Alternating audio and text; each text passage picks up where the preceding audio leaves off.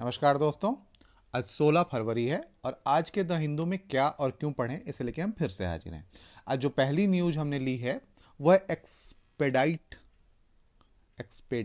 Work on increasing pension government tells EPFO. आपने देखा होगा, कुछ दिन पहले मैंने बताया होगा कि एक निश्चित रकम से ऊपर के पेंशन के लिए ईपीएफओ ने मना किया था, उसमें दिक्कतें की थी।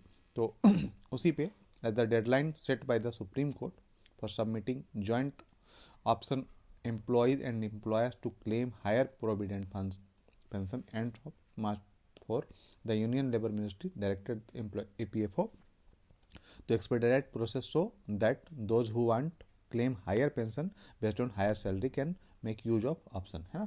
तो इसके बारे में बात की गई है, हायर पेंशन यूज करेंगे। अब यहाँ पे आपको इससे सवाल पूछा जा सकता है ईपीएफओ क्या है और किस प्रकार कार्य करता है। नियोक्ता और जो नियुक्त है या एम्प्लॉय और एम्प्लॉयर के बीच में कि क्या बंटवारा होता है, किस प्रकार शेयरिंग की जाती है, इससे सवाल पूछा जा सकता है। अब यहाँ पे है आई ऑन चाइना। चीन को देखते हुए cabinet clears 7 ITBP battalion, 7 ITBP battalion Indo Tibet border police के लिए मंजूरी दे दी है। अब इसमें कितने होंगे? 9000 पर्सनल भर्ती होंगे, 9000 लोगों की। और ये बहुत बड़ी न्यूज़ है क्योंकि भारत सक्रियता से इस दिशा में कदम उठा रहा है। अब आपको क्या देखना है, तो अर्धसैनिक बल क्या होते हैं, है ना। अर्धसैनिक बल क्या होते हैं इसके बारे में देखना है और इनके क्या अधिकार होते हैं, ठीक है। जो भी सीआरपीएफ आरपीएफ है उनको आपको देख लेना है, बीएसएफ सीआईएसएफ, है ना। तो आपको उनको देख लेना है, उनकी लिस्ट देखनी है और कार्य क्या होते हैं, है ना, किस प्रकार के कार्य होते हैं इसको आप देख लेना है, ठीक है। इसके बाद जो एक न्यूज़ है, मर्चेंटाइज एक्सपोर्ट्स डीप, है ना। India merchandise export fell for the second month in row in January, है ना। 6.6% कम हो गया है। While the trade deficit narrowed by lowest in year just 70 इतना बिलियन, है ना, following a concurrent dip in import. अब यहाँ पे देखना है कि जो एक्सपोर्ट जो है वो डिप या एक तरीके से कम क्यों हुआ, है ना, इसका क्या कारण है। आप इसके कारणों में यदि आपने देखा होगा तो सबसे बड़ी बात है कि जो जियोपॉलिटिकल सिचुएशन है वो वर्सन हो चुकी है, बहुत ख़राब हो चुकी है स्थिति। चाइना यूएस का मामला बन रहा है, फेडरल रिजर्व ने दरें बढ़ा दी हैं, रसिया यूक्रेन युद्ध चल रहा है ना, अफगानिस्तान का मामला ख़राब है, पाकिस्तान का मामला ख़राब है, श्रीलंका डूबने के कगार पे आ चुका है, बांग्लादेश हमारा ख़राब हो चुका है, नेपाल ख़राब हो चुका है। तो इस तरह से हम देखते हैं कि पूरा का जियोपॉलिटिकल जो चैनल वो बहुत ही ज़्यादा दिक्कतों का सामना करना पड़ रहा है। इसलिए अंतर्राष्ट्रीय बाजार में मांग कम है तो निर्यात कम होगा ही होगा, है ना। तो इस पे बात की गई है।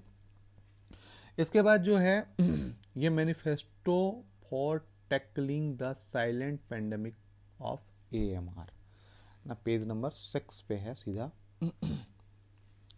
ए manifesto for tackling the silent pandemic of AMR, है ना।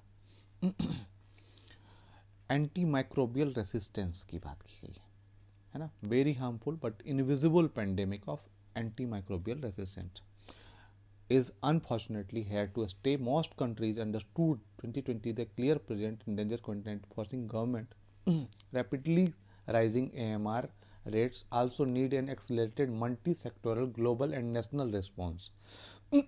आपने देखा होगा कि एंटी माइक्रोबियल जो रेसिस्टेंस है वो काफ़ी बढ़ चुका है और इसी पे बात की गई है। जैसे यहाँ पे देखें कि microbial resistance to antibiotic has made it harder to treat infections such as pneumonia, tuberculosis, blood poisoning, है ना, and several food-borne diseases। यदि इस तरीके की चीज़ें होती हैं तो ये बीमारियां आसानी से लग जाती हैं और इन्होंने रिपोर्ट की बात करी है। MR was associated with estimate 4.9 million human death. A 2018 report by the Organization of Economic Cooperation and Development OECD warned a phenomenal increase by 2030 resistant of backup antibiotics। अब यहाँ पे समझिए कि जो एंटीबायोटिक्स हैं, है ना, एंटीबायोटिक्स हैं वो आपने देखा होगा कि 80 के दशक के बाद कोई भी नई एंटीबायोटिक नहीं आई है। अब ये समझिए कि नई एंटीबायोटिक नहीं आई हैं और उन्हीं पुराने एंटीबायोटिक पे हम बाहर दे रहे हैं, तो वो कितने दिन तक वो रेसिस्टेंस बनाते रहेंगी। जब उनके खिलाफ बीमारियां रेसिस्टेंस बना लेंगी तो बीमारियों के खिलाफ एंटीबायोटिक काम नहीं करेगी, और एंटीबायोटिक काम नहीं करेगी तो क्या होगा, सीधी सी बात है, या तो गंभीर रूप से बीमार हो जाएगा व्यक्ति या मृत्यु हो जाएगी, है ना। इसी पे पूरी बात की गई है, तो आप इसे पढ़ लेंगे। इसके बाद जो है जजेज and the lure of political jobs, है ना। यहाँ पे बात की गई है कि जो जजेज हैं वो जब रिटायर होते हैं तो उन्हें राज्यपाल बना दिया जाता है। अभी एक्चुअल में उदाहरण दिया है, supreme court of India justice S. Abdul Nazir has been appointed governor of Andhra Pradesh. Like many others, I believe it is not coincidence that he was part of the constitutional bench that decided Ayodhya Ram Mandir land issues। इनका कहना है कि ये जो है काफ़ी प्रभाव होता है कि हमने सरकार के पक्ष में फैसला सुनाया और उसका रिवार्ड मिला कि हमें राज्यपाल बना दिया गया। इसी पे पूरी बात की गई है। तो क्या यह प्रभाव है या क्या सुप्रीम कोर्ट के जजों की नियुक्ति गलत है, क्या उन्हें राज्यपाल नहीं नियुक्त किया जा सकता? यहाँ पे नियुक्ति की बात नहीं है, यहाँ पे फिर इथिकल बात आ जाती है ना। इथिकल बात आ जाती है कि उनकी नियुक्ति नहीं की जानी चाहिए। लेकिन आप यह देखोगे कि भारत में कई बार इस तरीके की नियुक्तियां सामान्यतः हर जगह पे, ऐसा नहीं कि भारत पे ही, सामान्यतः विश्व के सभी देशों में सरकार के पक्ष में रहने से कुछ न कुछ रिवार्ड मिलता ही है, और ये सार्वभौम सत्य है। पर यहाँ पे आपको यूपीएससी के लिए इस पर नहीं देखना है, आपको यह देखना है कि क्या कोई जज बनने के लिए, इस राज्यपाल बनने के लिए इसलिए अयोग्य हो जाता है क्योंकि सुप्रीम कोर्ट का जज रह चुका है। नहीं, इस तरीके की बातें नहीं हैं। तो अपॉइंटमेंट के लिए क्या मामला है उसे देख लेना है ना। क्या बिहेवियर है, आज तक क्या क्या रहे हैं। इस तरीके से क्या होगा कि एक आपको एक ओवरव्यू मिलेगा और एक आपका एक कॉन्सेप्ट क्लियर होगा कि इस तरीके के लालच दिए जा सकते हैं। जब आप देखोगे कि कोई निर्णय देने वाला हो और कोई पॉलिटिकल कनेक्शन हो, तो सामान्यतः लोग अपने आप को, या जज जो है अपने आप को उस केस से अलग कर लेते हैं। क्यों कर लेते हैं? क्योंकि उनका पॉलिटिकल कनेक्शन रहा है, या उस जिले से या उस मामले से कहीं ना कहीं संबंध बन रहा है, तो उसे अलग कर लेते हैं। लेकिन यहाँ पे यदि कोई जज जो है निर्णय देता है और उसके बाद उसे पॉलिटिकल जॉब्स यहाँ पे कहा गया है, या गवर्नर की नियुक्ति या किसी पद पर नियुक्ति की जाती है, तो यह क्या अच्छा है या बुरा है, इसे आप एक बार देखेंगे, है ना। तो इससे बहुत सारी चीज़ें आपकी क्लियर हो जाएंगी। इसके बाद क्या है, off budget borrowing, a state wise look, है ना। Off budget borrowing while tabling the budget a week ago, Telangana finance minister hurdles after hurdles in the development of the state. He said state has restored off budget borrowing to complete irrigation project in the shortest time, but the center has imposed borrowing limit. This cut borrowing limit, he argued against this, ना। तो of budget borrowing में state wise of budget borrowing the end of March 2021 इतने इतने लाए गए हैं। तो आपको क्या देखना है, मैं बता नहीं रहा हूं अभी, ऑफ बजट बोरोइंग क्या होता है। मैं हल्का सा वो देता हूं कि जब बजट नहीं उसका प्रस्ताव नहीं किया जाता है या उस पे भी देर होती है, तो ऑफ बजट बोरोइंग एक ऑप्शन होता है स्टेट के पास या सेंटर के पास भी, है ना। तो आप इसे देखेंगे और बताएंगे कि किस तरीके से ये मामला बनता है और क्या राज्यों को इस पे भी लिमिट लगानी चाहिए या केंद्र सरकार द्वारा इस पे भी एक क्या बोलते हैं उसको, टारगेट लगाना चाहिए, लिमिट कर देनी चाहिए, इसी पे बात की गई है। तो आप इसे देख लेंगे, है ना। यहाँ पे दिखाया गया है कि ऑफ बजट बोरोइंग में सबसे आगे जो है ना, डिक्लेयर डेप्ट एक्सक्लूडिंग ऑफ बजटिंग जीएसटीपी, है ना। तो इस तरीके से आप देखेंगे स्टेट टारगेट ये है, ऑफ बजट बोरोइंग ये है। तो इस तरीके से आप देख सकते हैं। सामान्यतः आप ऑफ बजट बोरोइंग देख लेंगे तो वो ज़्यादा बेहतर होगा, ठीक है। इसके बाद जो अगली न्यूज़ है वो है taxing windfall profit on oil companies.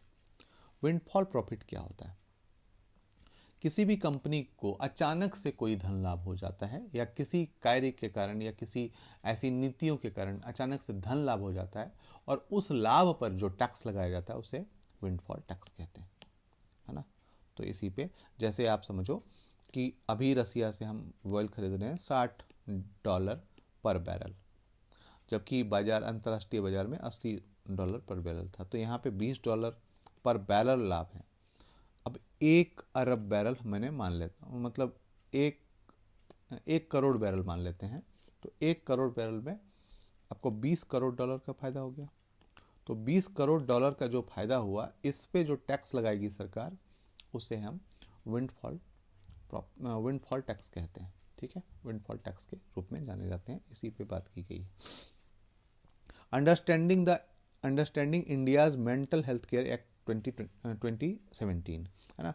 The national human rights commission in A report flag in human and deplorable condition of all 46 government run mental health care institution across the country. वो उनका कहना है कि ये national human rights commission का कहना है कि जितने भी मेंटल हेल्थ केयर इंस्टीट्यूशन चल रहे हैं वो बिल्कुल गंदी हालत में है, अमानवीय स्थिति में है ना। The report notes if facilities are illegally keeping patients long after their recovery in what is infringement of human rights of mentally ill patients। मतलब कई बार ये रखा गया है कि वो ठीक भी हो जाते हैं फिर भी ये एक सामाजिक इशू है। आपको मैं बता दूं, ये एक सामाजिक इशू क्यों है कि आप ये समझिए कि कई लोगों को, आपने देखा होगा कई लोगों को सिर्फ इसलिए पागल खाने में या मेंटल हेल्थ में डाल दिया जाता है ताकि उनसे छुटकारा मिल सके, और लोगों को यह कह दिया जाता है कि वो मानसिक रूप से अस्वस्थ है इसलिए हम उन्हें भर्ती करा दिए हैं, और वहाँ पे पैसे दे दे के उन्हें वहीं पे रख दिया जाता है। खैर यहाँ पे एक्ट की बात की गई तो एक्ट आप देखेंगे तो इस तरीके से सामाजिक जो एक कुरीति हो गई है। कई बार आपने देखा होगा, आपने कोई फिल्म, मुझे याद नहीं आ रहा, किसी फिल्म में मैंने देखा था कि उसे सिर्फ इसलिए पागल खाने में रखा गया था, वो ठीक हो गया था या ठीक हो गई थी, और उसे सिर्फ इसलिए पागल खाने में रखा गया था क्योंकि उसके परिवार वाले चाहते ही नहीं थे कि वो बाहर आए, और वहाँ पे पैसा दिया जाता था। उसी पे बात की गई है कि illegally keeping patient long after their recovery, है ना। तो ये वाला मामला है in what is infringement of the human rights और मेंटली इल पर्सन। अब उसको कैसे जांचा जाए या उसके लिए हम कौन से अधिकारों की बात करेंगे, उसी पे बात की गई। What does the MHA 2017 says, क्या कह रहा है उसके बात कर रहा है। यहाँ पे कहता है centre the agency of individual acknowledge their right to live as part of community under section 19 and focused on rehabilitation. तो इस पे बात की गई, तो आप इसे देख लेंगे, समझेंगे, बहुत आसानी से समझ में आ जाएगा। इसके बाद जो है the role of welfare scheme and policy of Parhaiya of Jharkhand. कभी गलती से ये नमक सुन लीजिएगा, पहाड़िया है ना, ये अलग है। Parhaiya also share history of explanation and alienation from main stream. इसको एक तरीके से like most tribal group the Parhaiya also share a history of explanation, है ना, and alienation from main stream society despite having a rich culture and heritage, है ना। Look extent, इसके बारे में यहाँ पे पूरी जानकारी दी जा रही है। तो आप इसे प्री के तौर पे भी तैयार कर लें और साथ ही साथ मेंस के तौर पे यह तैयार कर लें कि इनके समृद्ध सांस्कृतिक विरासत होने के बावजूद हम इन्हें मुख्य धारा से, समाज की मुख्य धारा से अलग क्यों रखते हैं और क्या कारण है कि इनके साथ भेदभाव या डिस्क्रिमिनेशन किया जाता है, या इन्हें एक तरीके से, या इनके संस्कृति को हम आम रूप में जिस तरीके से हम अन्य लोगों को मान्यता देते हैं, इनको क्यों नहीं मान्यता देते हैं, इसके पीछे क्या कारण है आप बताएंगे जरूर। मेंबर ऑफ असुर ट्राइब आल्सो ये particularly PBTG record news and songs for their mobile radio community in the Latehar district of Jharkhand, है ना।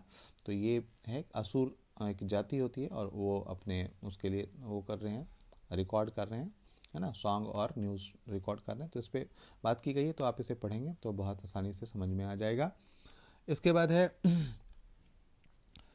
China must take a haircut on its loans to poor countries से इंडिया G20 शेरपा, है ना। यहाँ पे कहा गया China must take a hair cut, है ना, ऑन इट्स लोन। जो China must agree to take a hair cut on its loan in poor countries and assist their economy recovery. India G20 sherpa has said in a rare direct reference to Chinese डेप्ट developing nations. कई देश ऐसे हैं जो चीन के कर्ज तले दबते रह जा रहे हैं और चीन के कर्ज से इतना दब रहे हैं कि वो उभर नहीं पा रहे हैं, है ना। तो इसी पे चीन जो शेरपा होते हैं, शेरपा की एक मीटिंग है, तो G20 में जो शेरपा हैं हमारे, उन्होंने कहा है कि चाइना को अपने लोन में कमी करनी चाहिए और जो पुअर कंट्रीज हैं, जो गरीब मतलब देश हैं, उनके इकोनॉमी रिकवरी में मदद करनी चाहिए, है ना। तो ये कहा गया है, क्योंकि आपने देखा होगा कि अभी जो चीन है वो लोन पे या ऋण पे कई देशों को पर प्रभाव डालने का प्रयास कर रहा है, जैसे उदाहरण के तौर पे श्रीलंका, नेपाल, बांग्लादेश, है ना, इनको, या और भी मालदीव वगैरह जो हैं उन पे भी प्रभाव डालने का प्रयास कर रहा है। तो इसी पे पूरी बात की गई है, तो आप इसे देख लेंगे। इसके बाद जो है एक गवर्नमेंट मॉनिटरिंग, यहाँ पे जो है government monitoring import to detect any surge that can hurt economy. कोई भी ऐसी बढ़ोतरी, है ना, उसकी मॉनिटरिंग करी जा रही है सरकार के आयात में। कोई भी ऐसी बढ़ोतरी जो detect any surge can hurt economy को नुकसान पहुंचाए, उसके लिए मॉनिटरिंग की जा रही है।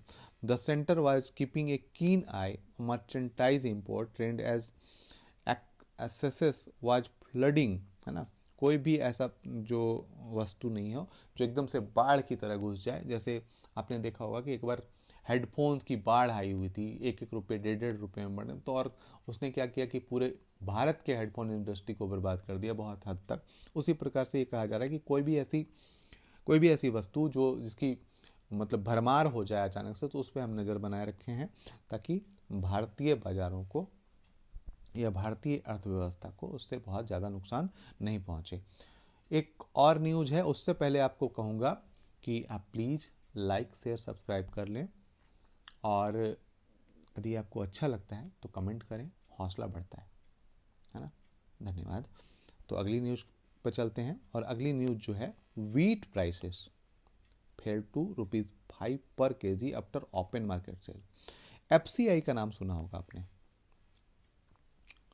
FCI का नाम सुना होगा, food corporation of India. Food corporation of India क्या करती है, सरकार के उस पे बिहार पे क्या बोलते हैं, अनाज खरीदती है।